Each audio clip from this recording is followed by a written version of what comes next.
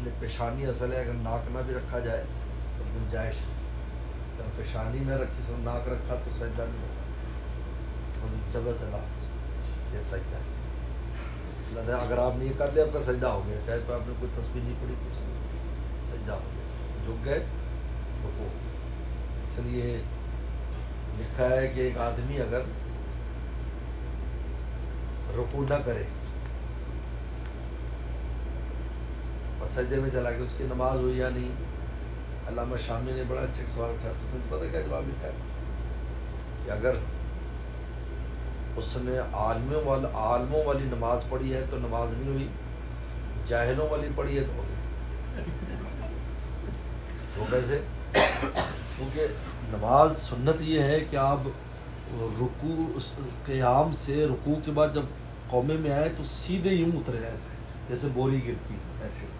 پھر سجدہ کریں، یہ سنت طریقہ ہے۔ اور جاہل جو ہوتا ہے وہ شروع سے ایسے کرتے ہیں، وہ جب یوں کرے گا تو اس کے بیچ میں رکوع بھی ہو جائے گا۔ جی ماشاء اللہ۔ جاہل والی نماز ہے تو ہو گیا، کیونکہ اس نے یوں کیا تو رکوع بھی ہو گیا، پھر سجدہ بھی ہو گیا، جھکنے کا نام رکوع ہے نا۔ لیکن عالم والے یوں کیا اس نے، یعنی قیام میں تھا اور یوں نیچے اتر کے چلا گیا اور رکوع نہیں کیا تو اس کا رکوع نہیں ہوا، زیادہ اس کی نماز نہیں ہوئی۔ اصل سنت یہ کہ ایسے اترے، یعنی رکوع کرے پھر یوں جائے، اور پھر اس لیے کہتے 7 جانوروں کی مشابہت سے نماز میں بچے، 7 جانوروں کی مشابہت سے بچے۔ سب سے پہلے لومڑی، لومڑی کی طرح دائیں بائیں نہ دیکھیں، لومڑی شار تو ہر وقت ایسے دیکھتے ہیں، وہ تو شار جو شار بندہ ہے وہ ادھر ادھر آگے بیٹھتا ہے، لومڑی کی طرح نہ ادھر ادھر نہ دیکھے بلکہ اپنی نگاہ کو سامنے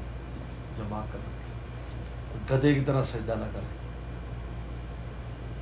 گدھا یوں سر جھکا لیتا ہے، کہ سر کو اس پیٹھ کے ساتھ اسٹریٹ رکھے،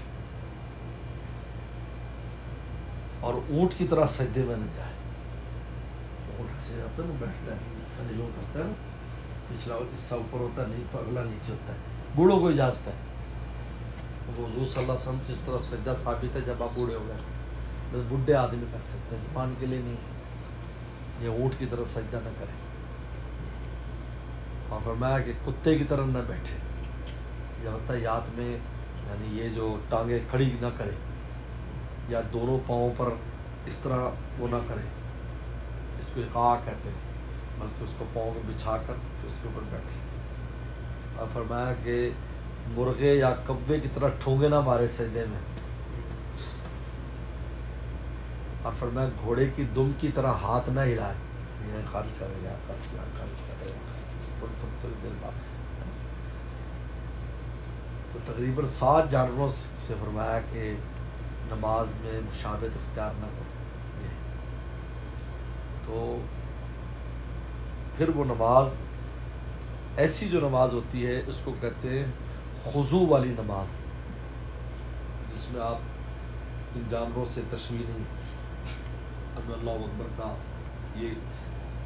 انگلیوں بند نہیں کرنا، تو اپنے اس پر رکھنا ہے، اور یہ قبلے کی طرف رکھنا ہے اسے، پھر یہ یہاں پکڑنا ہے اس کو رزق کو، اس کو چھوڑنا ہے، خود ناف کے نیچے چلا جائے، ہر آدمی کے ناف کے نیچے، اپنے ہاتھ ہے کہ ناف کے نیچے جائے،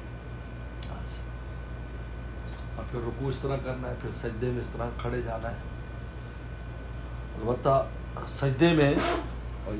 یہاں پر بھی اس طرح، لیکن سجدے میں انگلیاں بند کرنی ہوتی ہیں ایسے بند کرنی، اور جہاں پر آپ کے ہاتھ وہاں جائیں گے وہی سجدے میں جائیں گے، یہ طریقہ کار ہے کہ سجدے میں ہاتھ کہاں ہوں جہاں تکبیر تحریمہ میں وہیں پر سجدے میں آپ کے ہاتھ ہونے چاہیے، اور جب رکوع کرتا ہے تو اس کو پکڑنا ہے ایسے،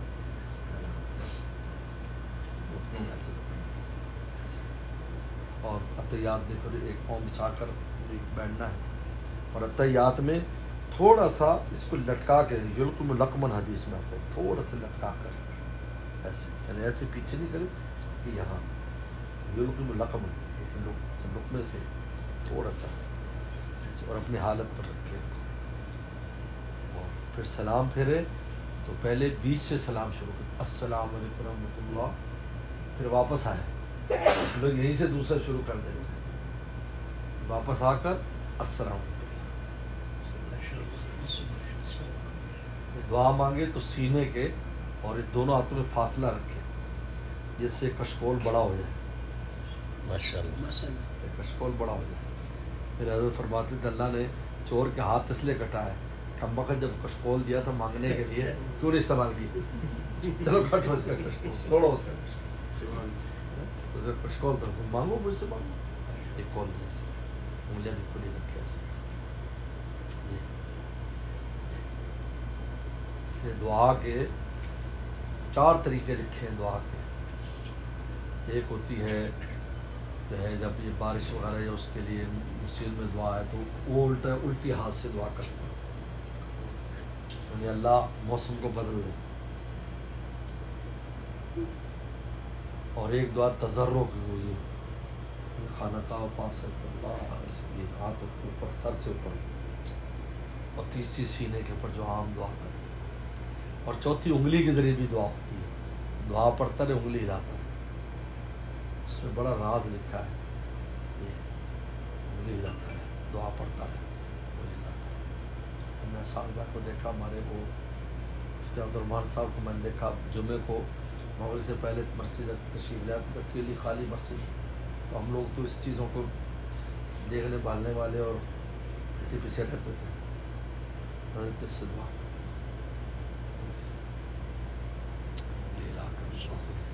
زیادہ کہیں ہاتھ اٹھانے کا نہیں ہے، آپ بیٹھے انگلی ہلاتے رہو دعا کرتے رہو،